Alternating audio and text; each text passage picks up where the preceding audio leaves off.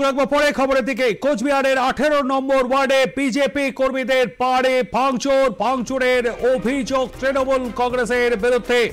আমরা দেখে আরো একবার জানিয়ে রাখি, কোচবিহারের 18 নম্বর ওয়ার্ডে বিজেপি কর্মীদের বাড়ি ভাঙচুরের অভিযোগ তৃণমূল কর্মীদের বিরুদ্ধে।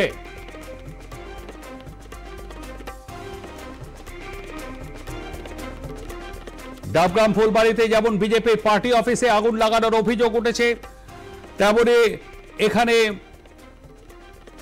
ভাঙচুরের অভিযোগ, বাড়ি ভাঙচুরের অভিযোগ কোচবিহারের 18 নম্বর ওয়ার্ডে বিজেপি কর্মীদের বাড়ি ভাঙচুরের অভিযোগ। বিস্তারিত জানবো, আমাদের সঙ্গে রয়েছেন আমাদের প্রতিনিধি শরদেন্দু, মাফ করবেন সুচারু রয়েছেন আমাদের সঙ্গে। সুচারু, ঠিক কি অভিযোগ তৃণমূলের বিরুদ্ধে?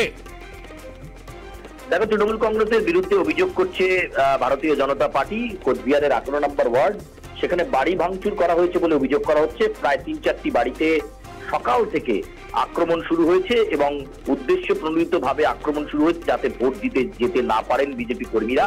এবং 18 নম্বর ওয়ার্ডে যে সমস্ত বিজেপি কর্মীরা রয়েছেন তারা যথেষ্ট আতঙ্কে রয়েছেন, তারা বেরোতে পারছেন না এবং বিভিন্ন জায়গায় বাড়ি ভাঙচুর করা হয়েছে এবং বেশ কয়েকটি পরিবার ভয়ে রয়েছেন, আবার অনেকে পালিয়ে গিয়েছেন ওখান থেকে। এই 18 নম্বর ওয়ার্ডে ইতিমধ্যেই বিষয়টি বিজেপির পক্ষ থেকে কোচবিহারের জেলা বিজেপি নেতৃত্বকে জানানো হয়েছে এবং তারা বিষয়টি নির্বাচন কমিশনকে জানাবে।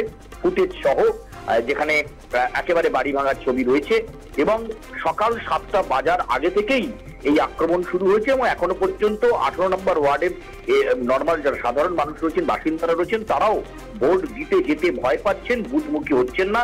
সকাল সকাল এই ঘটনা ঘটে যাওয়ার পর যথেষ্ট আতঙ্কের পরিবেশ কিন্তু রয়েছে কোচবিহারের এই 18 নম্বর ওয়ার্ডে, যেখানে বিজেপি কর্মীদের বাড়ি ভাঙচুরের অভিযোগ সরাসরি রাজ্যের শাসক দল তৃণমূল কংগ্রেসের বিরুদ্ধে। ধন্যবাদ আমাদের সঙ্গে থাকবার জন্য। কথা বলছিলাম আমাদের প্রতিনিধি সুচারু মিত্রর সঙ্গে এবং তার থেকেই আপনারা বিস্তারিত শুনলেন।